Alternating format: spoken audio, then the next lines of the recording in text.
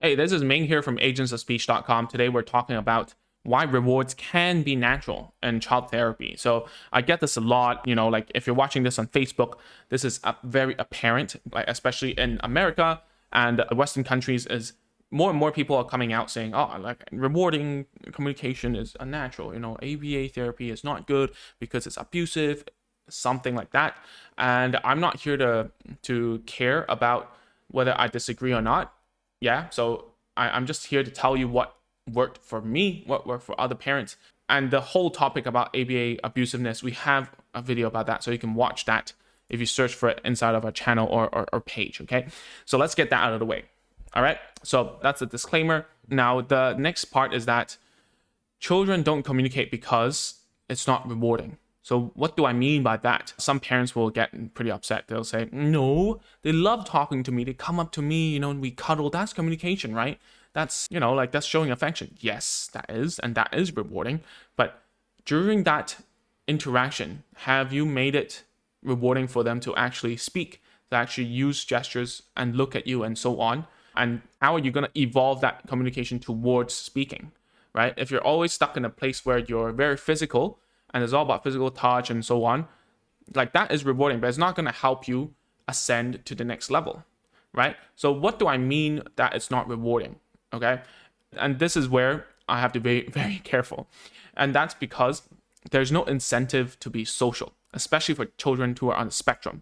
Okay. Autistic people, in fact, they don't really know what we're thinking, don't know what we want, so on and so forth. They don't see a point in being social. They don't understand the reason behind that. If you and I have a good relationship, anything that I do later on can be easily, if we have a good relationship, anything is possible. You'll help me on this, I'll help you on that. It's rewarding to have a good community around you when you're down, so on and so forth. These things are too far-fetched. And that starts off with just playing with each other, having a chat, like talking about your day. And all those are problems that autistic people have, and no matter what age they are. I mean, we're talking about toddlers here, so we'll stick to toddlers, right? So no incentive to be social means that your child basically doesn't know why being social is more fun than running around and doing self-stimulatory activities, of which I've talked about before. We all do. It is a hallmark for autism, but at the same time, we all do self-stimulative activities, okay? So it's just that doing those are more fun than being social. So let me give you an example. For me, I self-stimulate by shaking my legs, playing with my nails all the time. All right, I do that a lot. But the problem is when I put socializing with people higher than those behaviors, therefore I will stop whenever I need to. And because I know the reason and the purpose behind it, and therefore I will do that, right? But children don't. So let's get that out of the way first, okay? The next point is you need to reward behaviors that you want to happen over and over and over again. So given that children cannot be sat down because they're young, you cannot sit down and tell them, look, you got to talk to me, you got to use words, you got to play nicely, you got to line up, you got to, be good to people around you, because later down when you are a teenager or an adult, you're going to need people to give you what you want and what you need, right? Children don't get that. So you cannot use words to teach, right? It's a paradox, right? So what you do instead is to reward that behavior.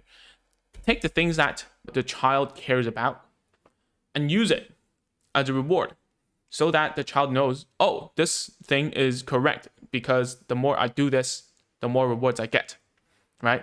And we have that mechanism in ourselves as well.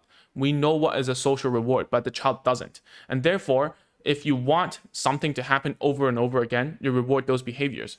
And that entails, looks like a lot of therapy in the beginning is like training a pet, right? I'm just going to say it flat out here. It will happen, but it's therapy is all about getting rid of those training wheels so that it will be more naturalistic later, right? Rewards can be naturalistic. It can be natural as long as you get rid of those, systematically fade out the rewards and pair those rewards with your presence.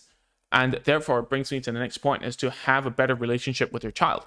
So a lot of times when parents come to me, I will always say, looks like that your child is treating you like a vending machine, because they come over, they kick you, they press some buttons, something falls out. But that's not communication if they're pressing buttons and you're a means to an end, right? So what do you have to do is to better your relationship with your child, is that you become the provider. And that's why a lot of times parents who come to me physically before, not anymore, all my work is online now, is that they will say, hey, man, how come my child doesn't hit you? How come my child smiles at you? How come they want to share things with me, watch videos together? And whereas when I go over, I get slapped, right? Or, they'll throw tantrums or whatever. The reason is because I have a better relationship with them in terms of work, right? I will never have the same kinship as between you and your child. That's impossible. But what I'm trying to say is, it's because I reward the things that I deem to be good, right? And therefore, the kid knows if they consistently do things this way, they will get rewarded more and more. And therefore, that behavior will keep on going. So without getting too conceptual, what I mean is, when you want your child to play, you teach to play and you reward it, right? If you want your child to sit nicely, you put your child on the seat and you reward them and tell them. The longer they stay, the more they get rewarded. Yeah. If you want your child to pee, in which we cover in inside of the potty training video, right, is that the moment that they pee or they poop inside of the potty, we reward. Yeah. So that therefore it's gonna keep on happening. Okay. And why is it that your child is hitting, pushing buttons on you, trying to squeeze you whenever they don't get something? Is because sometimes they give in. You give in. You give in, and then you reward them, and you reward everything before the reward. Like all behaviors leading to the reward gets rewarded. Okay? And that's the same for you, same for me, same for the child. Especially true for young minds, because their habits are just starting to build. And because if you do that, they take a straight line approach and they think, oh, I know what to do. Mom, I want something. I hold mom's hand. I put it on top of the thing. Mom asks me what I want. I don't say anything. Mom asks me like 5 more times. And then I throw a tantrum and then she'll give in. Right? So therefore, in the child's mind, it's like, oh, I have to go through all this thing. I have to throw a tantrum. I listen to mom say, what do you want? 5 times. Or like, say cookie 5 times. And then I throw a tantrum. I get what I want. Right? So you see, a young mind is like that. They cannot think of a better way. They don't know any better. Okay? So rewards is natural. In fact, it's supernatural. Why is it supernatural, you ask me? It's because if a child doesn't feel social or, communicating as rewarding, then you're actually punishing the child by giving them too much social and trying to communicate with the kid because they don't understand it, right? It's just like as if your spouse, most people watching are women. So, if your husband starts talking about like how the game went last night to you in every detail, what would you tell your husband to say? Shut up, right? The same thing as I would listen to my wife talk about, Sephora. Don't know anything about it, Don't talk to me. Don't ask me. Don't ask me about my opinion. It's a punishment. I don't care, right? So that's the same as for your child. So therefore, you should pair the things that you want to happen with the reward that they really do care about. And most of the time, it might be snacks. It might be a certain toy. It might be screen time even. Okay? That's why it's natural that we work for the things we want and we pair the things that we don't like with the things we like, and we learn to like the things we don't like. Okay, that's a huge sentence, but think about it. All right, so that's it for today. If you haven't, please go to agentsofspeech.com/checklist to grab a list of tools and toys that we recommend parents to get when they start home therapy. All right, so that's it for today. I'll see you guys next time. Bye-bye.